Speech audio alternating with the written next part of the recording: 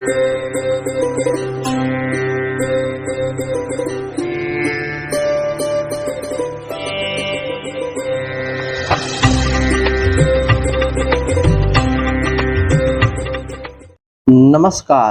प्रिय दर्शकों। वास्तु दोष घर में एक इतना बड़ा दोष होता है कि जिस घर में बन जाए उस घर में रह रहे लोगों को अनेकों प्रकार से दिक्कत देता है। सबसे पहले है क्या वास्तु दोष, यह समझ ले तो देखिए, घर में हर एक व्यक्ति का कुछ ना कुछ स्थान होता है। जैसे जो अभिभावक हो, जो घर का मुखिया हो, वह हमेशा सभी को आज्ञा देता है। अब उस मुखिया का स्थान, उस मालिक का स्थान आप उठाकर कूड़ेदान में कर दो, उसकी खटिया घर के बाहर लगा दो तो कैसा लगेगा। ठीक इसी प्रकार घर में भी हर एक जगह पर एक अलग अलग देवी देवताओं का स्थान होता है। हर एक के लिए एक दिशा, हर एक स्थान निश्चित किया गया है। अब ऐसे समय में आप उसको डिस्टर्ब कर दो, किसी को यहाँ से उठाकर उधर कर दो, उधर से उठाकर इधर कर दो, ऐसी स्थिति में वास्तु दोष बनता है।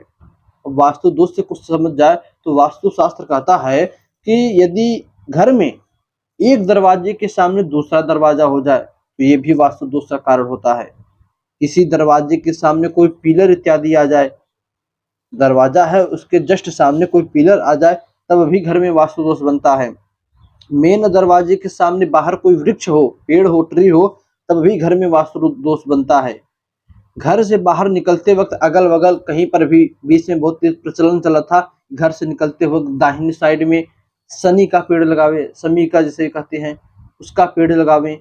अथवा वास्तुशास्त्र कहता है कि घर के बाहर दरवाजे पर ही कांटेदार वृक्ष, दूधदार वृक्ष, जैसे मदार इत्यादि का जिसमें से दूध निकलता हो, अथवा लाल फूल का वृक्ष लगा हो, तो ऐसे घर में भी वास्तु दोष बनता है।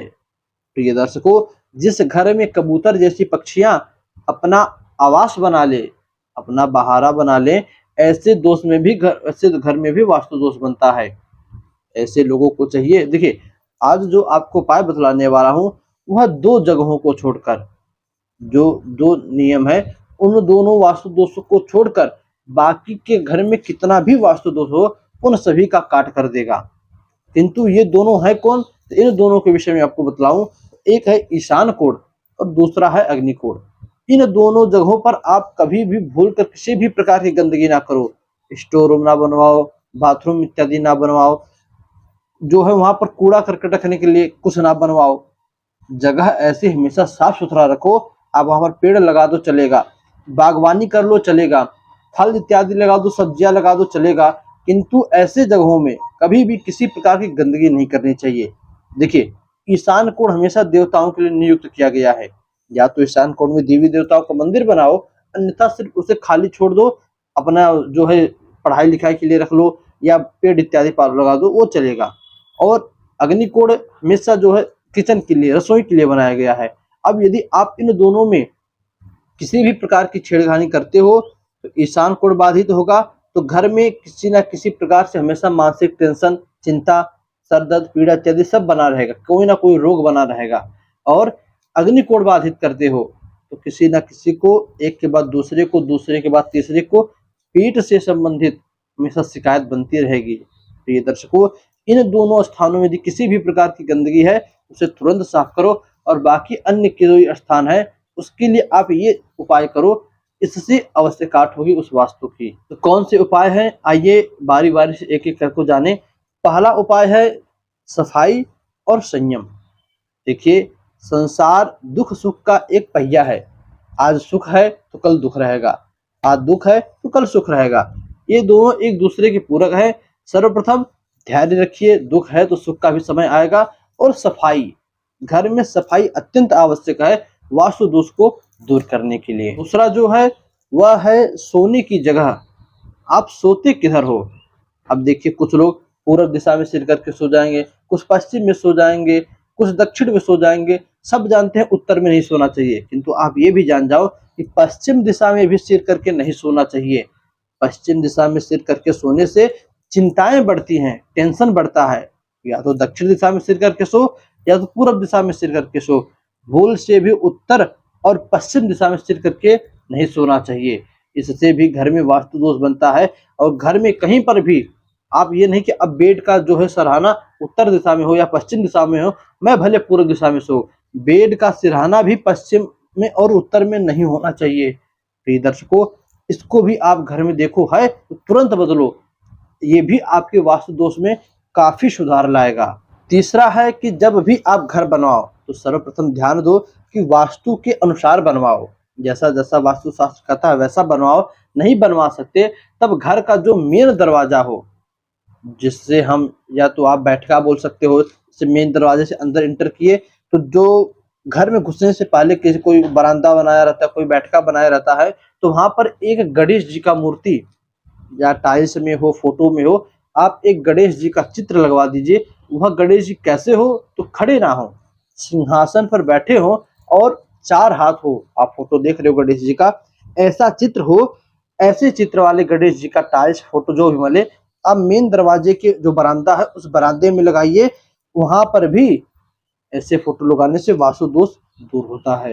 प्रिय दर्शकों, इसके बाद जो उपाय मिलता है वह है पौधों से संबंधित।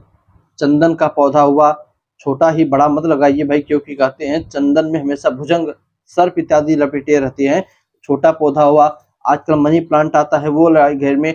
घर में जितने हरे हरे पौधे रहते हैं, याद रखिएगा पौधे सजीव हो, प्लास्टिक फूल इत्यादि के ना हो, पौधे हो, पेड़ भी ना बन जाए, झाड़ भी ना बन जाए, छोटे छोटे पौधे घर में जगह जगह पर बैठके में, बेडरूम में लगाइए। और नियमित रूप से थोड़ा थोड़ा सा जल उसमें आप देते रहिए। और मिश्री मिल जाए तो उस जल में मिश्री डालकर दीजिए। इससे भी घर में जो वास्तु दोष होता है वो दूर होता है और घर के जो देवी देवता होते हैं वे प्रसन्न होते हैं। प्रिय दर्शकों, इसके बाद संगीत। संगीत में एक ऐसा जादू होता है जो कि हर प्रकार की दिक्कत को दूर कर देता है।